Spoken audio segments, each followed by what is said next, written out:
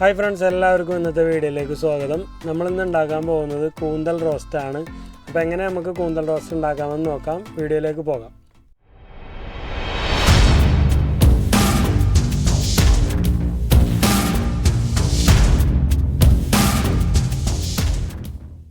കൂന്തൽ റോസ്റ്റ് ഉണ്ടാക്കാനായിട്ട് ഞാനിവിടെ 1 കിലോ കൂന്തലാണ് എടുത്തിരിക്കുന്നത്.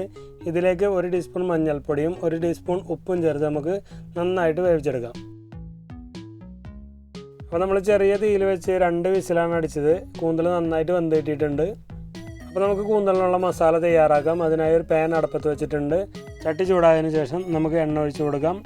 അതിനുശേഷം 1/4 ടീസ്പൂൺ പെരിഞ്ജീരകം നമുക്ക് ചേർത്ത് കൊടുക്കാം. ഇനി ഒരു പിടി കറിവേപ്പില നമുക്ക് ചേർത്ത് കൊടുക്കാം. ഞാനിവിടെ കനോള ഓയിലാണ് യൂസ് ചെയ്യുന്നത്. ഇപ്പോൾ നിങ്ങളുടെ കയ്യിൽ കനോള ഓയിൽ ഇല്ല, കോക്കനട്ട് ഓയിലാണുള്ളതെന്നുണ്ടെങ്കിൽ അതായാലും മതി. ഇനി 4 പച്ചമുളക് നെടുക കീറിയത് നമുക്ക് ചേർത്ത് കൊടുക്കാം. 8 അല്ലി വെളുത്തുള്ളി അരിഞ്ഞത് കൂടി നമുക്ക് ചേർത്ത് കൊടുക്കാം. അതുപോലെ തന്നെ ഒരു ചെറിയ കഷ്ണം ഇഞ്ചി അരിഞ്ഞതും നമുക്ക് ചേർത്ത് കൊടുക്കാം.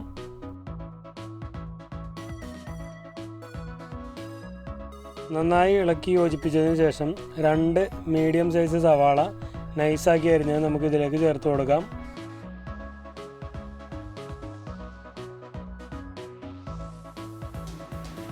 ഇനി നമുക്ക് ഇതിലേക്ക് 1 ടീസ്പൂൺ ഉപ്പ് ചേർത്ത് കൊടുക്കാം.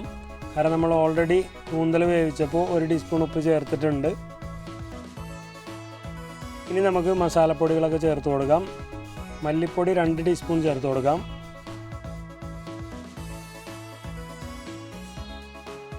മുളക് പൊടി 1 ടീസ്പൂൺ ചേർത്ത് കൊടുക്കാം. 1/4 ടീസ്പൂൺ മഞ്ഞൾപ്പൊടി ചേർത്ത് കൊടുക്കാം.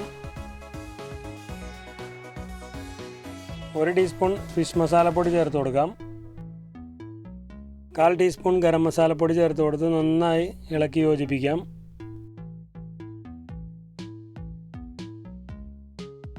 നമ്മുടെ മസാല ഒക്കെ നന്നായിട്ട് മിക്സായി വന്നിട്ടുണ്ട്.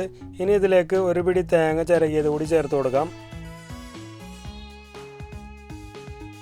നമ്മളിട്ട തേങ്ങയൊക്കെ നന്നായിട്ട് മൊരിഞ്ഞ് വരുന്നവരെ ഒന്ന് ഇളക്കി കൊടുക്കാം. ഇനി ഇതിലേക്ക് 8 ചുവന്നുള്ളി സ്ലൈസാക്കി അരിഞ്ഞത് നമുക്ക് ചേർത്ത് കൊടുക്കാം. ചിലയിടങ്ങളിൽ ഇതിനെ ചെറിയ ഉള്ളി എന്നൊക്കെ പറയും. നീളത്തിലോ വട്ടത്തിലോ അരിയാൻ കുഴപ്പമില്ല, ഒരുപാട് അങ്ങ് ചെറുതാവാണ്ടിരുന്നാൽ മതി. നന്നായി ഇളക്കി യോജിപ്പിച്ച് കൊടുക്കാം.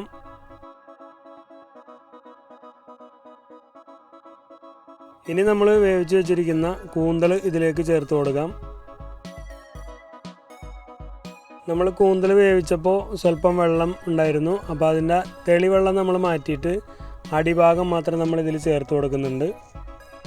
ആ ഒരു ഫ്ലേവർ നഷ്ടപ്പെടാതിരിക്കാൻ വേണ്ടി മാത്രമാണ്. വേണമെന്നുണ്ടെങ്കിൽ ചേർത്താൽ മതി. നമ്മൾ മസാലയൊക്കെ ഈ കൂന്തലുമ്മ പിടിക്കുന്നവരെ നന്നായിട്ട് ഇളക്കി യോജിപ്പിച്ച് കൊടുക്കാം. അപ്പോൾ നമ്മൾ നേരത്തെ ഒഴിച്ച വെള്ളമൊക്കെ വറ്റി വന്നിട്ടുണ്ട്, എണ്ണയൊക്കെ തെളിഞ്ഞ് വന്നിട്ടുണ്ട്. അപ്പോൾ ഇനി നമുക്ക് ഇതിലേക്ക് നാരങ്ങാനീര്, 1 നാരങ്ങയുടെ പകുതി നീര് നമുക്ക് ഇതിലേക്ക് ചേർത്ത് കൊടുക്കാം. കാരണം നമ്മൾ തക്കാളി ഒന്നും ഇതിൽ യൂസ് ചെയ്യുന്നില്ല. ഇനി നമുക്ക് 2 ടീസ്പൂൺ കുരുമുളക് പൊടിച്ചത് കൂടി നമുക്ക് ഇതിലേക്ക് ചേർത്ത് കൊടുക്കണം. എന്നാലേ നമ്മൾ ഈ കൂന്തൽ റോസ്റ്റിൻ്റെ ശരിയായ ടേസ്റ്റ് നമുക്ക് കിട്ടുള്ളൂ. ഇനി നന്നായി ഇളക്കി യോജിപ്പിച്ച് കൊടുക്കാം. അധികം നേരമൊന്നും വേവിക്കണമെന്നില്ല കുരുമുളക് ഇട്ട് കഴിഞ്ഞാൽ. ഇനി നമുക്ക് കുറച്ച് മല്ലിയില കൂടി ഇതിൻ്റെ മേലെ ചേർത്ത് കൊടുക്കണം. അപ്പോൾ മല്ലിയില കൂടി ചേർത്ത് കൊടുത്തു കഴിഞ്ഞാൽ നമ്മളെ കൂന്തൽ റോസ്റ്റ് ഇവിടെ റെഡിയായി. ജസ്റ്റ് ഒന്ന് ഇളക്കി കൊടുക്കുക, അതിനുശേഷം ഫ്ലെയിം ഓഫ് ചെയ്യുക. അപ്പോൾ നമ്മൾ സ്വാദിഷ്ടമായ കൂന്തൽ റോസ്റ്റ് ഇവിടെ റെഡി ആയിട്ടുണ്ട്. നല്ല സ്പൈസി ഐറ്റമാണ്. എല്ലാവരും ഒന്ന് ട്രൈ ചെയ്ത് നോക്കണം. കിടിലൻ ടേസ്റ്റാണ്.